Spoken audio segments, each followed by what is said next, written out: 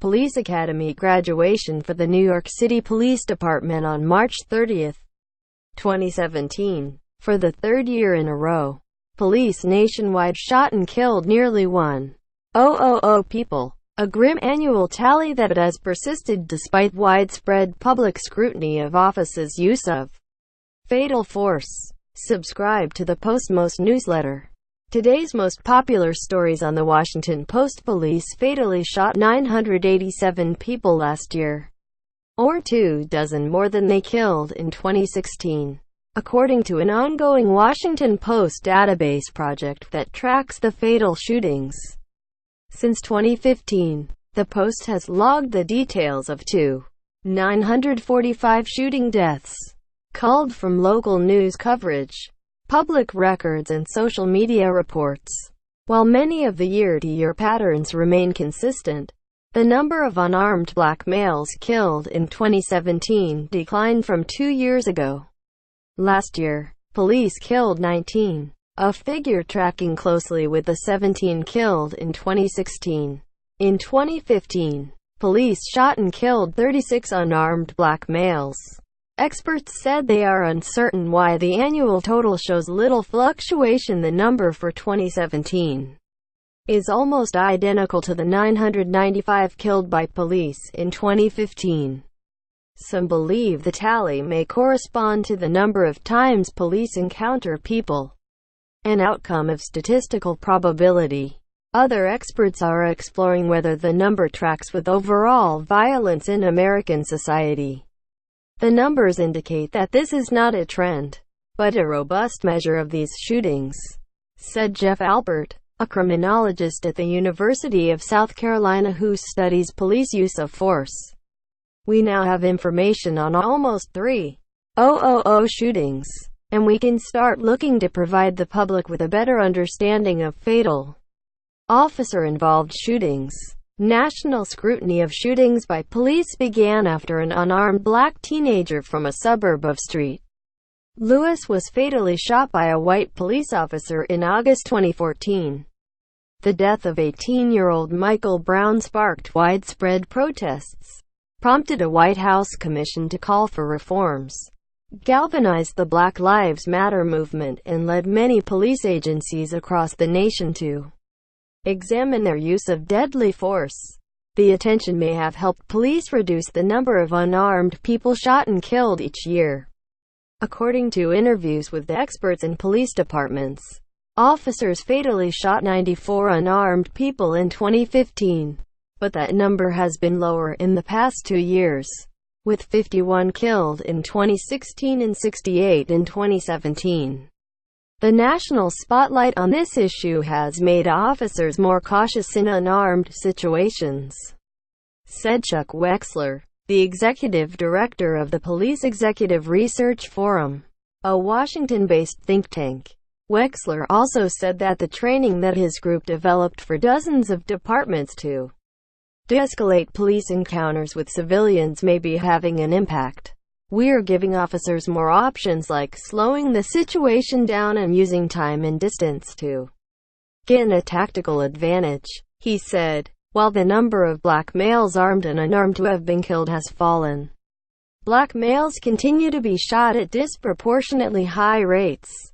The data shows black males accounted for 22% of all people shot and killed in 2017. Yet they are 6% of the total population. White males accounted for 44% of all fatal police shootings, and Hispanic males accounted for 18%. Other patterns also held steady in 2017.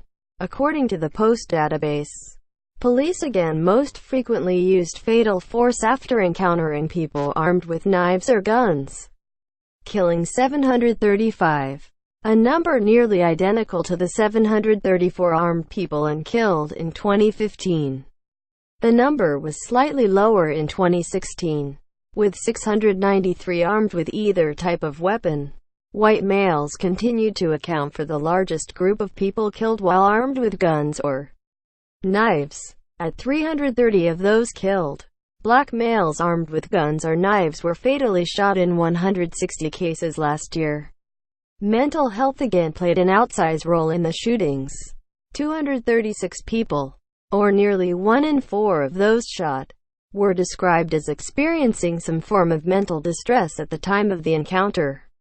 In the vast majority of those cases, 88%, the deceased people had wielded firearms or other weapons, including a machete, a sledgeaxe and a pitchfork. In November, Oklahoma City resident Dustin Pigeon, 29, threatened to set himself ablaze. A police officer shot Pigeon 5 times after he refused to drop a lighter and lighter fluid.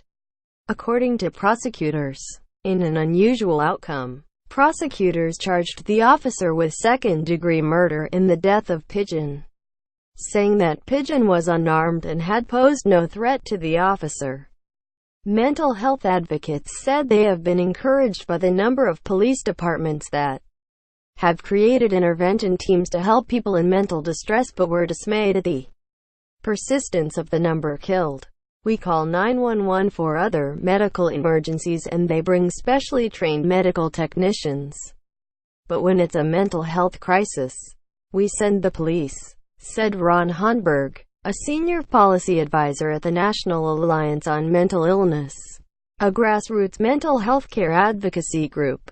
Of all the people shot and killed by police in 2017, one of the youngest was 14-year-old Jason Perot from the Bad River Band of the Lake Superior, Chippewa. In November, Jason called 911 to report a man with a knife and then gave a description of himself holding a knife. Jason lunged at a sheriff's deputy, who shot and killed him.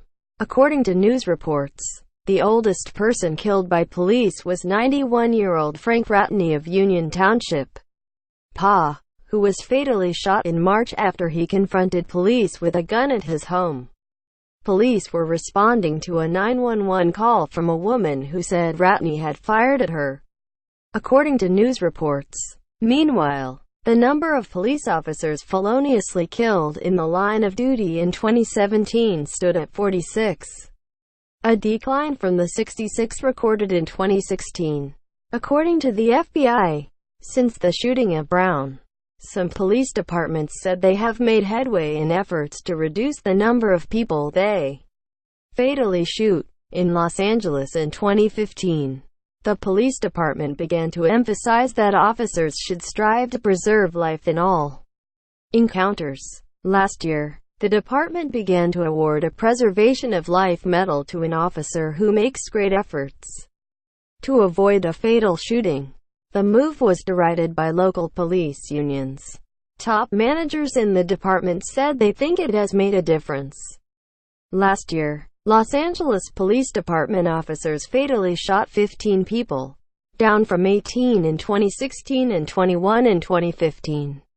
First Assistant Chief Michelle Moore said the LAPD has provided officers with more training to emphasize de-escalation and has taken steps to hold officers more accountable.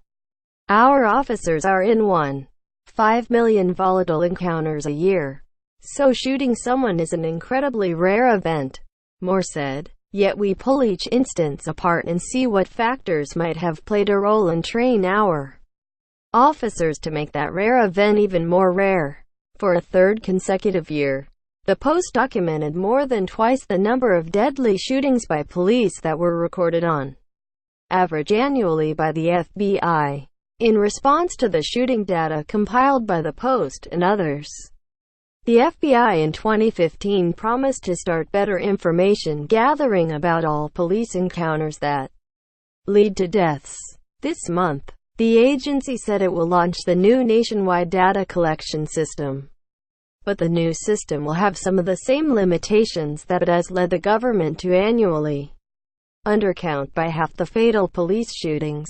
As before, data submissions under the new program will be voluntary.